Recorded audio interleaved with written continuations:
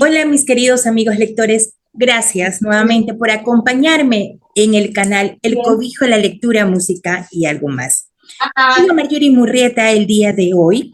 Eh, Está bastante contenta y emocionada porque tengo una gran amiga mía, fue compañera de colegio y realmente es un gusto para mí que haya aceptado esta invitación.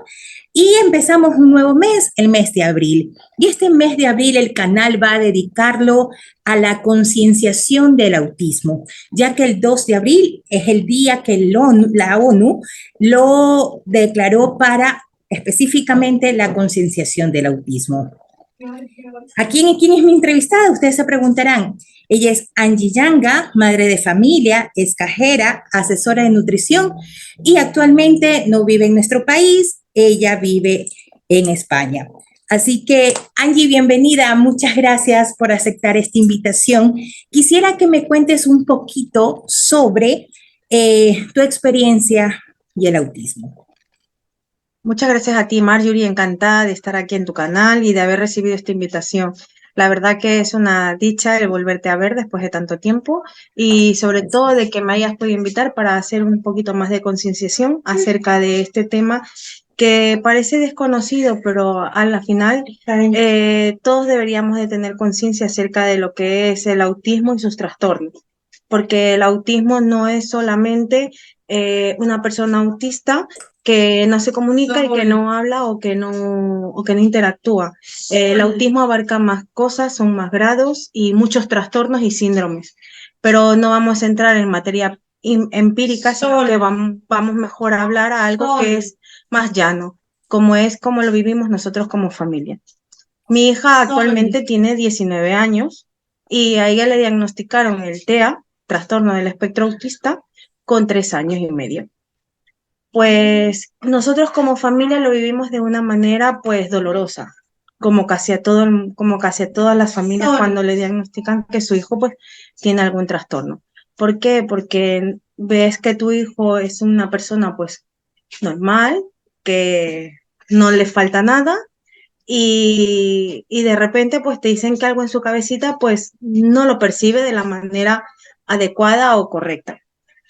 Y entonces es cuando tú te empiezas a hacer preguntas. ¿Qué va a ser de ella? ¿Qué va a ser de nosotros cuando faltemos? Preguntas que te agobias, que te hacen pues que el mundo pues se te venga encima. ¿Qué será de ella o qué va a ser ella el día de mañana? ¿O estaré preparado para afrontar según qué situaciones? La verdad que son preguntas que te haces al principio, pero que luego vas viendo que es simplemente una adaptación. Entiendo que cada familia es un mundo y nos condiciona mucho la cultura, la educación y a veces la espiritualidad. Según cómo sintamos o veamos a nivel espiritual, pues también son cuestiones que se nos vienen a veces nos hacen un hándicap, nos juegan en contra o a favor. En mi caso, pues a mí apoyarme en la fe que yo tenía me ayudó mucho a superar ciertos retos. Aparte de eso, pues bueno, yo con mi esposo tuvimos un periodo de transición porque él, a diferencia de mí, pues él no lo vio igual. Entonces llegamos a un punto en que nuestra relación como pareja se vio afectada y ni él podía seguir con esa situación y yo no podía tirar de él y de mi hija. Entonces, pues acordamos separarnos. Estuvimos 7 años separados, 7 años en los que, bueno, yo pude disfrutar de Alexia. Alexia es una niña con altas habilidades cognitivas, pero sí que es verdad que tenía afectado su lado de interacción, el lado emocional, y todo eso se fue trabajando poco a poco. El fijar la mirada, el poder relacionar con más personas. Hay muchas terapias que ahora mismo, yo te estoy hablando de hace unos 16 años atrás, de los cuales pues no se tenía conocimiento casi de nada, terapias había muy pocas, eh, había poca información de todo, muy pocas asociaciones también aquí en Europa, con lo cual pues era desinformación total. Ventajas de ahora, que las familias que ahora tienen esta problemática, pues se pueden apoyar en grupos, en asociaciones, aunque no sean en el mismo país, pero la situación es la misma. Como tú vives tu día a día con un niño con un trastorno espectro autista, es la misma, seas aquí en Europa, seas en América o seas en Australia. O sea, lo vives igual, el dolor es el mismo.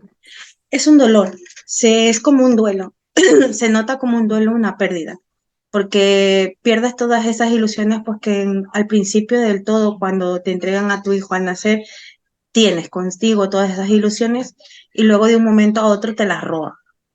Pero con el tiempo aprendes a gestionar ese duelo y aprendes a valorar otras cosas que estos niños te aportan. Tengo una inquietud, realmente después de lo que me has dicho, sí, hemos visto casos en los cuales las personas a veces no están preparadas al recibir este tipo de noticias y afecta, tal como tú dices, el matrimonio, ¿no?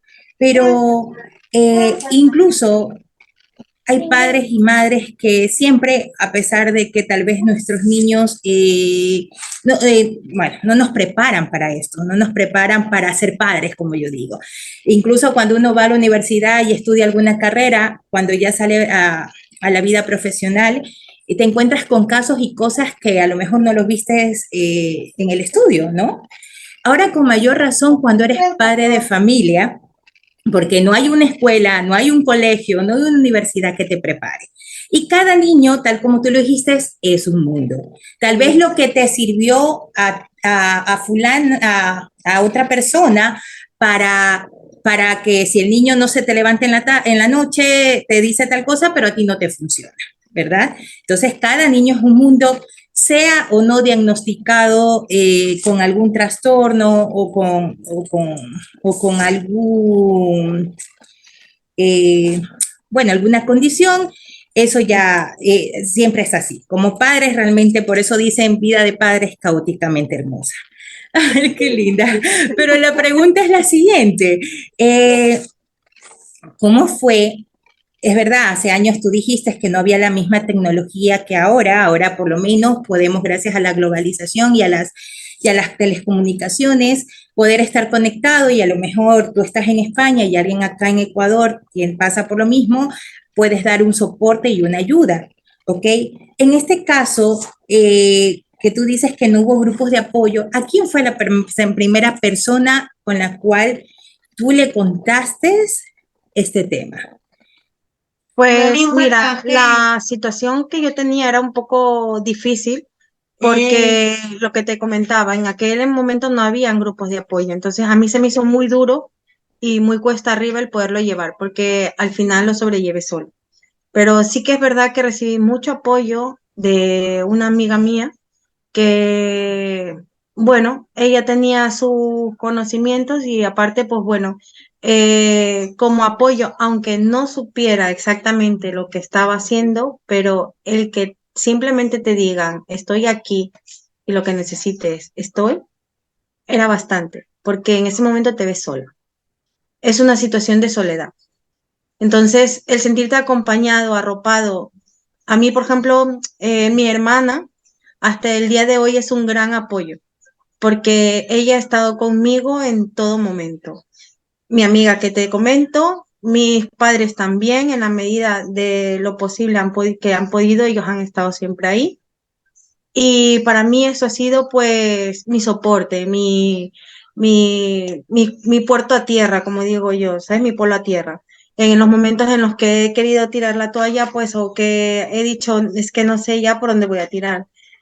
He tenido ese salvoconducto de, no, venga, que tú puedes, que tú eres, que tú lo vas a sacar. Y sí que es verdad que luego, pues yo, a nivel eh, a nivel científico sí que me he estado empapando, buscando información, viendo, probando, porque esto también es mucho de probar, qué, qué cosa le funciona, qué metodología le va bien, qué recursos como padre tienes. Y sí que es verdad que en este caso la psicología, sea privada o sea pública, te viene bien porque los psicólogos te dan herramientas, no solamente para el niño, sino a ti, para poder sobrellevar ese día a día. Otra consulta, con respecto al tema de la educación, por lo menos acá en nuestro país no es que existe una educación inclusiva, recién se está dando ese tema. Y no es que tampoco hay muchos colegios o instituciones donde estén especializadas para esto, ¿no? ¿Cómo lo viviste tú allá desde un país que se puede llamar con respecto a Latinoamérica, un país desarrollado, y eso fue 16 años atrás? ¿Pudiste encontrar instituciones adecuadas? Sí, sí, mira, lo que sí que es verdad que este país tiene es que tiene recursos medios gratis en los que tú te puedes mover. No te digo que es todo, pero sí que es verdad que la educación pública por lo menos te la tiene. Hay, por ejemplo, un centro que es de educación especial, evidentemente no está especializado en TEAS, pero mi hija se ha podido educar ahí y estoy muy agradecida con ese centro porque le abrió un abanico de posibilidades a mi hija que ella en un colegio ordinario no tenía. ¿Qué pasa con los colegios ordinarios? Sí que es verdad que hace 16 años había la inclusión porque habían aulas específicas para estos niños, pero no deja de estar excluida dentro del colegio. Entonces, yo no veo la inclusión ahí. Aparte de que a mi modo de ver como madre, ahora lo veo en perspectiva, en ese momento no era capaz de ver porque tú lo que quieres es que tu hijo viva una vida normalizada y no lo ves, pero ahora viéndolo en perspectiva, yo creo que la mejor decisión que tomé fue que mi hija estuviera en un colegio de educación especial.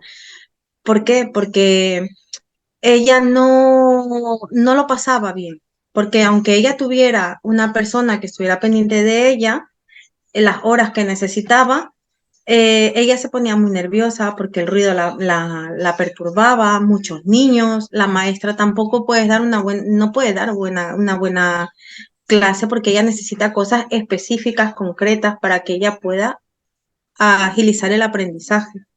Entonces, son cosas pues que ella la van dejando como relegada a un lado y entonces yo no veo ahí la inclusión.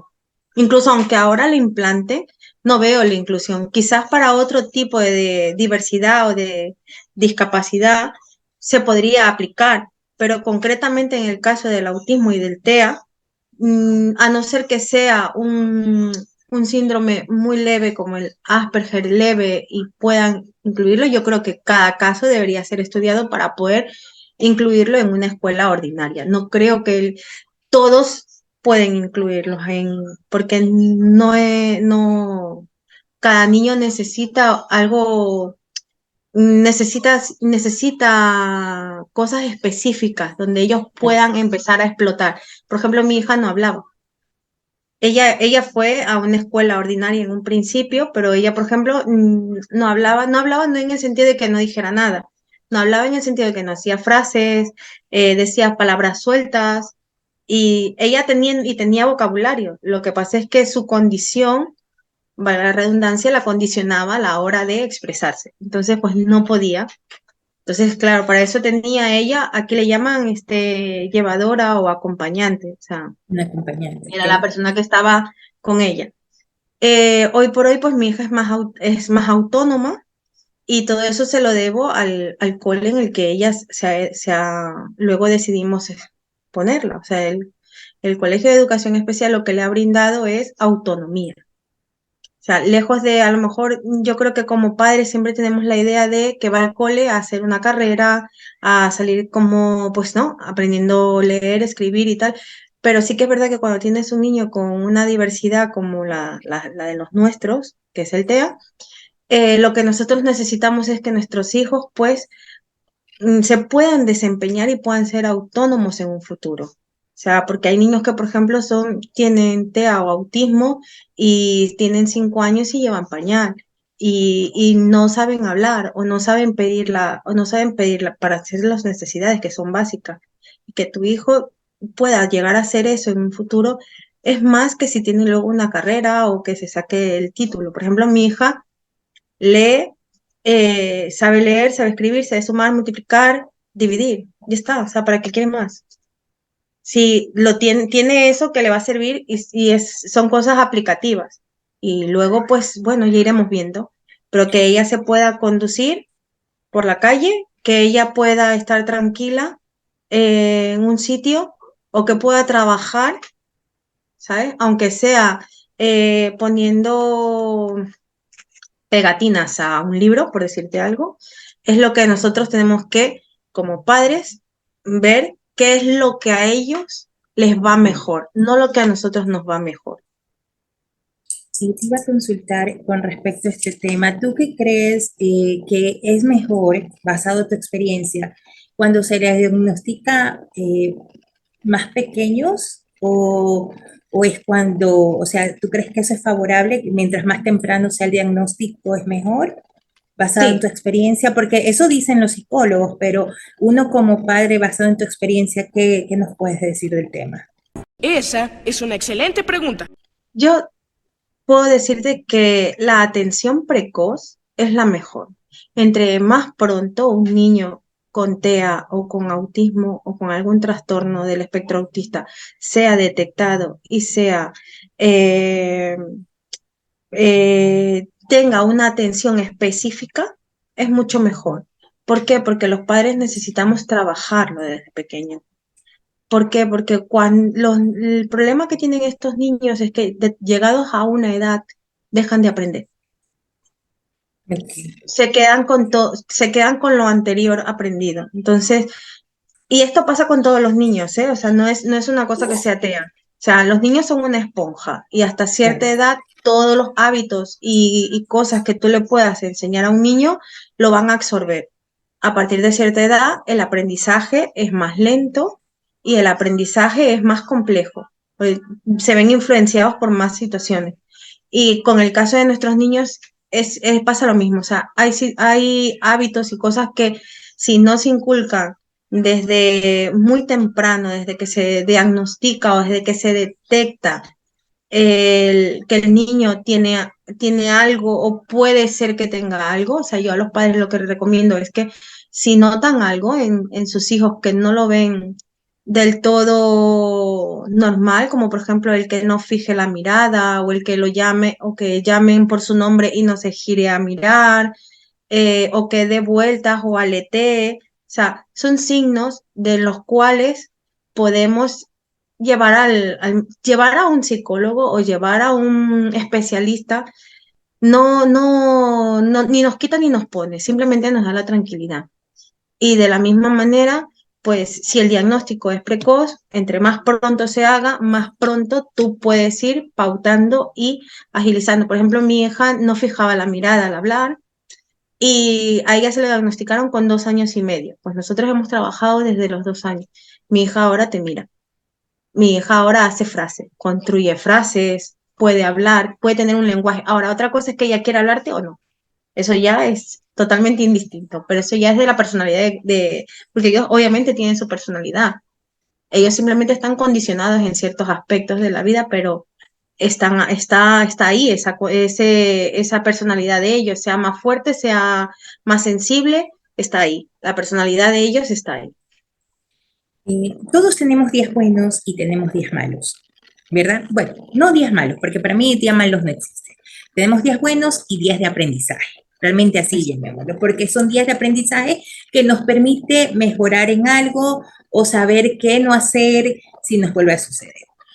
En estos casos, ¿puedes contarnos alguna experiencia de ese día de aprendizaje que tú te permitió tomar medidas o acciones, correcciones, o te permitió ver la vida de otra manera?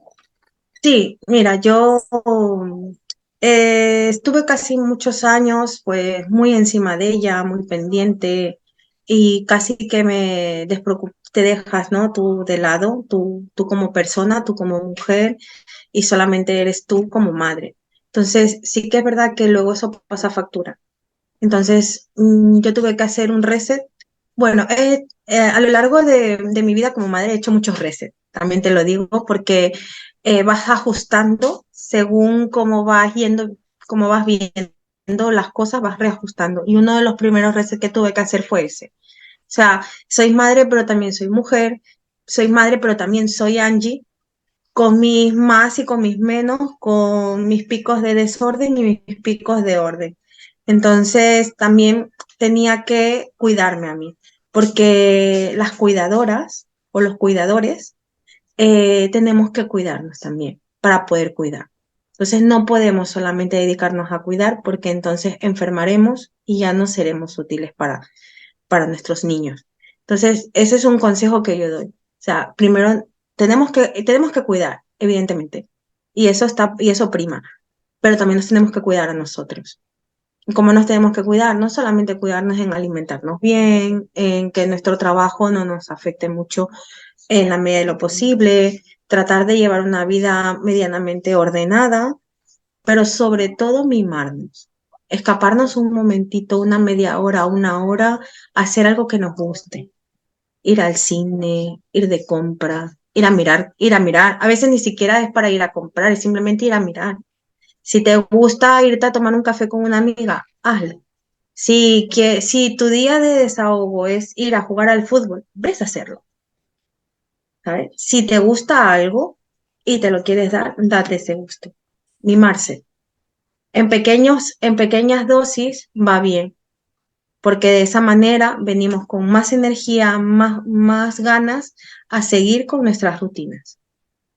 Perfecto, entonces nos has dado ya el consejo, me parece maravilloso, es verdad, o sea, realmente debemos darnos tiempo para nosotros, ¿no? Es importante porque a veces no solo los niños, la rutina del día, el trabajo y todo nos agota y necesitamos sacar energías, mimarnos un poquito, señoras. Niñas, no hace daño, no hace daño, es muy bueno, es interesante, nos ayuda tal como dijo Angie, a tener esa energía y poder ver la vida nuevamente y porque tenemos hijos y los hijos son los motores que nos permiten seguir avanzando y no decaer. Entonces, de vez en cuando no nos sentamos malas madres ni egoístas en el momento de tomar esa decisión de un día, media hora, una hora, ir a tomar un helado solos no nos hace daño. Así que querida Angie, yo te agradezco por tu tiempo, realmente gracias.